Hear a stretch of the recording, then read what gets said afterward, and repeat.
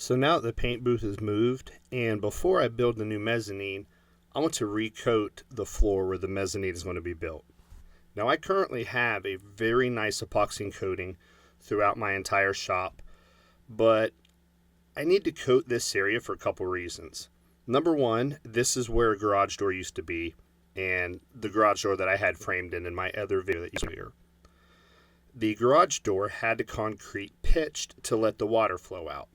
Well, I need to build that up. I want it nice and level there. The second reason is I had the paint booth caulked down to the floor. And at one point in time, I used some caulking that I probably should not have. It was something that basically cured almost like glue, super hard, and it pulled the epoxy up with it. Even though it had a good adhesion, it actually brought up some of the concrete. So this whole area is going to get recoated. The first steps before doing any coating job is obviously got to move everything out of the way. So I have everything out of the way, and now I'm going to start the preparation.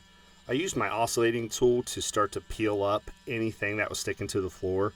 Like here, a cardboard box, something happened and it stuck to the floor. Basically damn near glued that cardboard directly to the floor. So I'm scraping that up. I'm hitting the caulking that was stuck down to the floor. I'm also hitting a few high spots, some stuff that stuck in the previous epoxy coating, and just knocking it all down a little bit.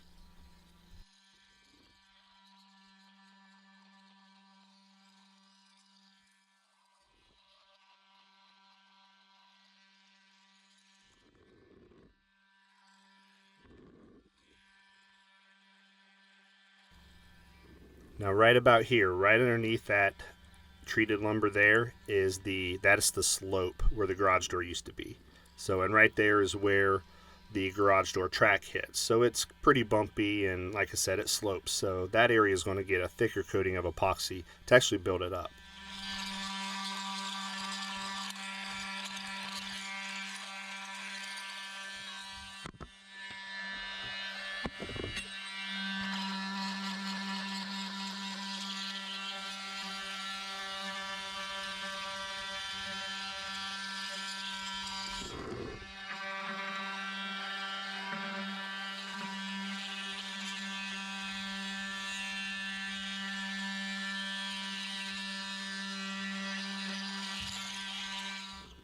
And then once I got the majority of all the stuff up that I wanted to get up, I decided to try my nylon cup brush to clean up the rest of it and to scuff the floor a little bit. So I'm going to use this to remove the rest of the caulking, as well as just see how it does with everything. Now I will put a link down in the description to this nylon cup brush. This thing is awesome. It's used for roughing up paint before you put in bed liners and stuff like that, but I use it for all kinds of things. But you can see it does a fantastic job of cleaning this up and roughing it up. So I'm going to move around, do a little bit of cleaning here, and then we'll move on.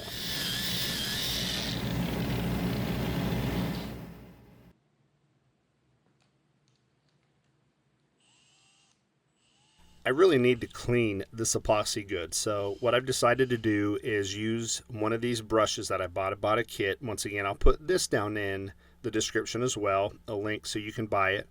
But it came with several brushes. One of them is nice and big and round and flat. And I am using Awesome from the dollar store. And this brush in my drill and just scrubbing and then wiping. And it does a fantastic job. I have now done this several locations in my shop. And if I'm moving a shelf, desks, workbenches, anything like that, I go ahead and take a few minutes, scrub it, and it's amazing how much better it looks.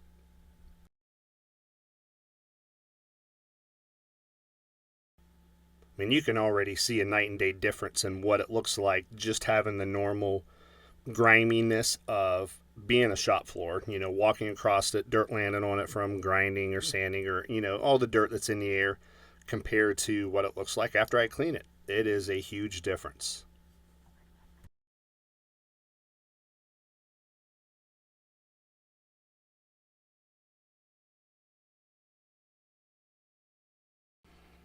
Now I'm going to go ahead and mask off the edges of the area that I'm going to coat. So I decided to do areas with inside saw cuts. That gave me a nice clean break edge as to where to coat and what not to coat. So this tape will be used to keep me from scuffing up and hurting the existing epoxy in the area that it's not going to get coated.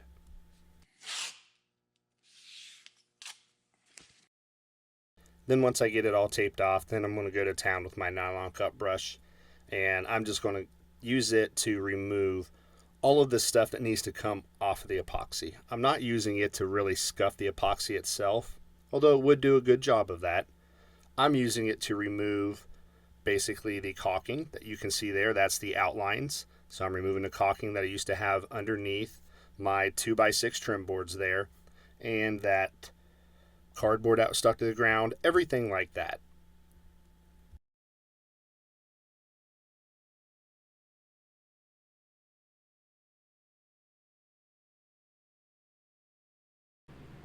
Then to actually scuff the entire epoxy to get ready for the coating, I decided to use a pad that's actually for removing rust. It is a very nice heavy duty scour pad, something similar like a heavy duty Scotch-Brite, but this will give me a nice, very rough, coarse texture to the epoxy that will allow the next layers to really adhere to it.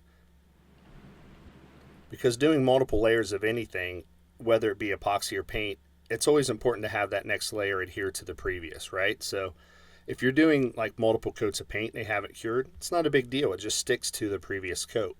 But if something is fully cured, chances are that next layer is not going to attach. It's going to want to delaminate. So you have to give it some type of a mechanical adhesion. And that's where, if it was paint, you would scuff it with sandpaper.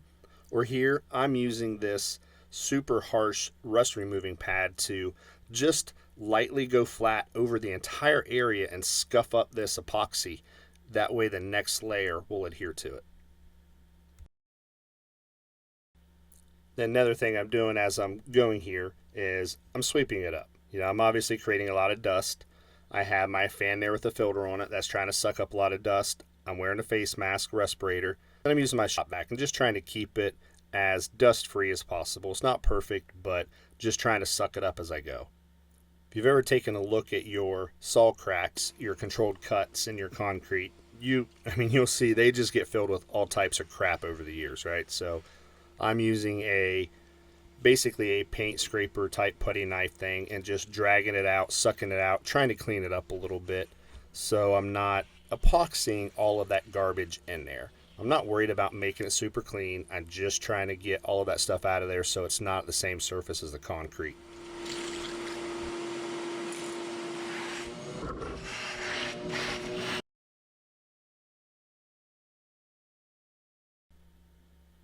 Then once I'm pretty happy with the way everything is, I'm going to go ahead and tape off all of my baseboards. Now around my entire shop, I used 2x6 treated lumber as my baseboard. This gives me, basically a couple purposes for this baseboard. Number one, it keeps my plywood off the ground. So with spills, anything like that, the plywood's not getting wet. The second thing it does, because it's thicker, sticks out a little bit more and kind of helps protect the plywood from getting hit, carts, stuff like that if they roll up next to it. But I don't want anything on them, so I'm taping them off. Once again, I'm going to talk about this just like painting. If you want one layer of paint to stick to another, it's got to be clean, right? So it's got to have a good scuffed mechanical adhesion, and then it's got to be basically dirt, oil free. So I am using xylene, which is an excellent cleaner for epoxies and paints, and cleaning this entire area. So this is wiping up all of the dust I created with my scuff pads, as well as just any dust in the air, and wiping it completely clean. And once I have it clean, I'm ready to mix my epoxy. So I'm just using my regular Milwaukee 1/2-inch drill, putting in a nice mixing paddle. You're going to want something that's nice and big, and please mix it according to the instructions. It'll tell you how long, which is probably going to be several minutes. So I'm putting a nice big mixer in there. I attach my handle to the drill because it is going to provide some resistance. And before I combine the two parts of the epoxy, I go ahead and mix up each bucket individually because they will want to settle over time.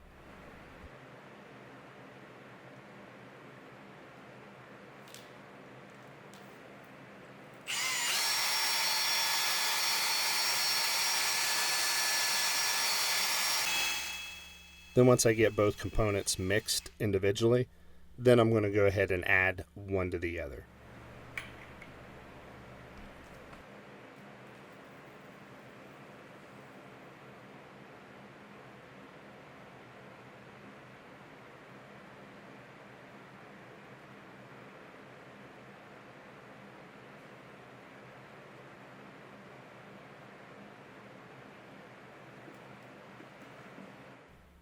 So while I'm mixing this for the time that's required by the manufacturer, I noticed that some of the part B component is in a small bucket, so I go ahead and dump the rest of that in there, obviously wanting to get as much of that into the bucket as I can, and then continue to mix for the appropriate time. Now also look at your instructions, as some epoxies will have not just a mixing time, but they may have a wait time, or a set time they'll call it. So after you mix it for a particular amount of time, you may actually have to let it sit before you start spreading it.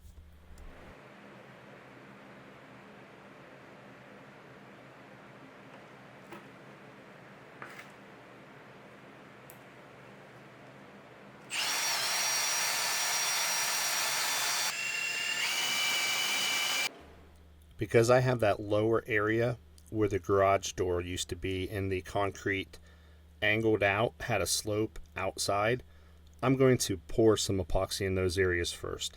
And I'm letting it just flow down in. It will completely self-level and help build this area up. I want to get that area filled in and poured in until it's just starting to maybe crest out over top of the rest of the floor.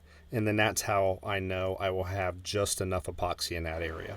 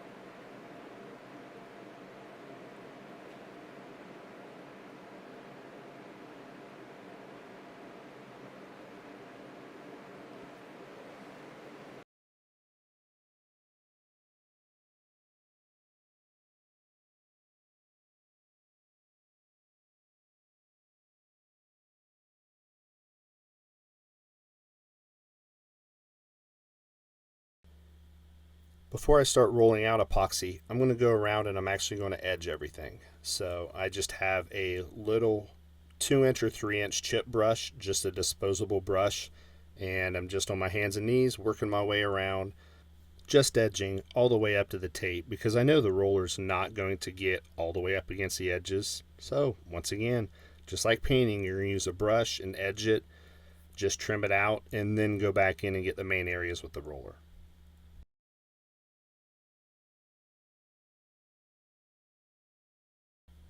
Then here's where you're going to see me do something that's not like painting at all. I'm actually going to take some of this, pour it out onto the ground, used a V-notched squeegee spreader, and spread it around a little bit, then use a roller. If you are going with a thick coating of epoxy, you can use nothing but that V-edged squeegee and squeegee your epoxy around. Let everything level. Well, I don't want it that thick here because I already have some epoxy down. I don't want there to be a transition between this epoxy and the stuff on the other side of the saw cut. So that's why I'm using a squeegee just to help spread it around a little bit. Then I'm using my roller to do the final touch-ups and really get everything coated right and get it spread out nice and smooth.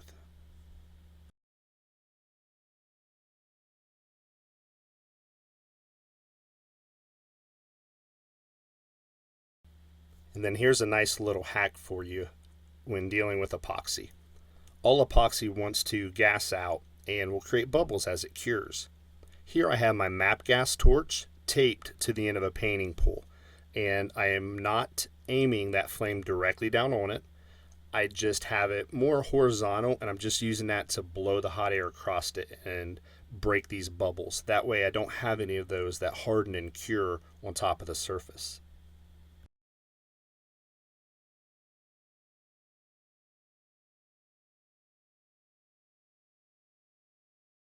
And then there it is. I mean, it looks pretty darn good to me, and I can tell you that it is surviving. I love this stuff. Now, if you guys can, do me a favor. Subscribe, hit the bell notification to be notified of upcoming videos, and hit the thumbs up. Drop me a line down in the comments. Let me know what you think, and I appreciate it. Have a great rest of your day.